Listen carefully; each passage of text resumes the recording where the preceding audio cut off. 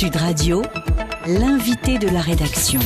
Philippe Moïsen. Et nous recevons Sylvie Guillaume, députée socialiste au Parlement européen. Sylvie Guillaume, bonjour. Bonjour. Merci madame d'être l'invitée de la grande matinée de Sud Radio. Alors au moment où les relations entre la France et les États-Unis se crispent, à la suite d'un nouveau scandale d'espionnage, le Parlement européen, par le biais de sa commission Liberté civile, Justice et Affaires intérieures, a adopté hier le paquet sur les données personnelles.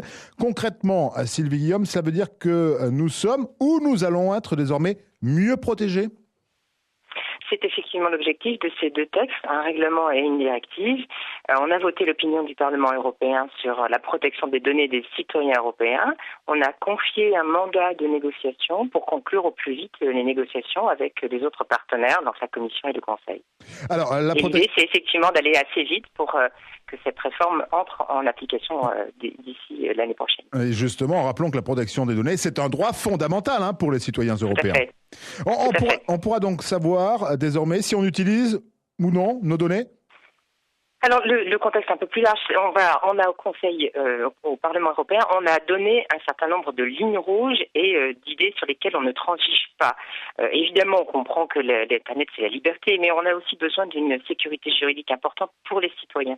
Et donc on a souhaité intervenir sur plusieurs points, comme par exemple l'encadrement des transferts des données. Vous savez que les données des citoyens, ça se collecte et puis ça se transfère.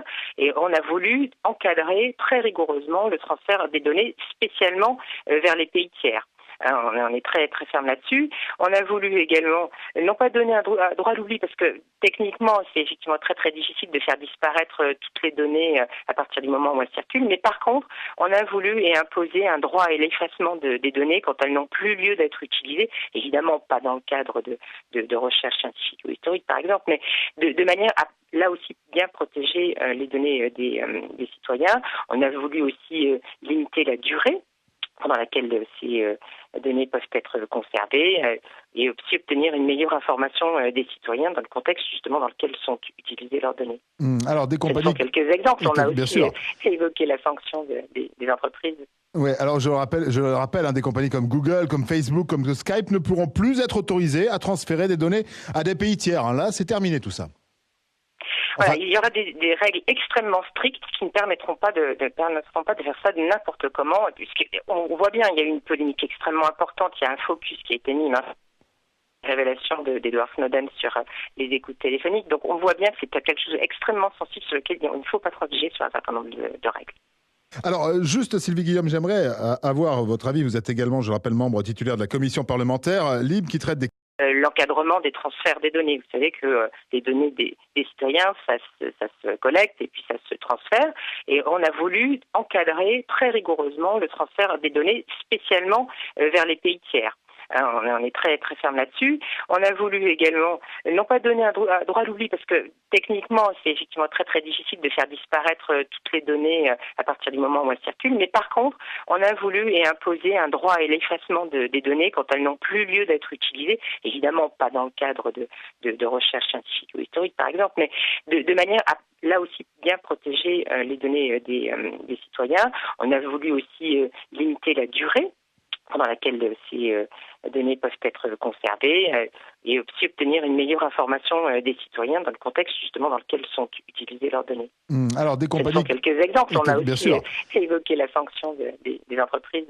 Oui, alors je le rappelle, des compagnies comme Google, comme Facebook, comme Skype ne pourront plus être autorisées à transférer des données à des pays tiers. Là, c'est terminé tout ça. Voilà, il y aura des règles extrêmement strictes qui ne permettront pas de faire ça de n'importe comment. Puisqu'on voit bien, il y a eu une polémique extrêmement importante. Il y a un focus qui a été mis, révélation d'Edward Snowden sur les écoutes téléphoniques. Donc on voit bien que c'est quelque chose d'extrêmement sensible sur lequel il ne faut pas transiger sur un certain nombre de règles. Alors, juste Sylvie Guillaume, j'aimerais avoir votre avis. Vous êtes également, je rappelle, membre titulaire de la commission parlementaire libre qui traite des questions de liberté civile, de justice et des affaires intérieures. Vous travaillez sur les dossiers concernant l'harmonisation européenne du droit d'asile et les droits de l'homme. J'aimerais avoir, ça sera ma dernière question, votre regard sur l'affaire Leonarda qui a secoué la classe politique française, mais aussi européenne. Fiasco ou pas fiasco selon vous ?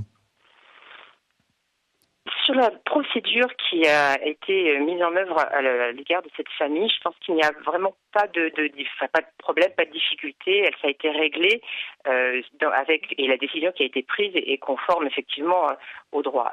Ce qui est tout à fait inacceptable et ce sur quoi nous travaillons avec le gouvernement et avec la mission autour de M. Touraine et Mme Létard, c'est la durée de cette procédure. Il n'est effectivement pas très admissible qu'au bout de 3 ans, seulement cette décision intervienne, et généralement, surtout si elle est négative.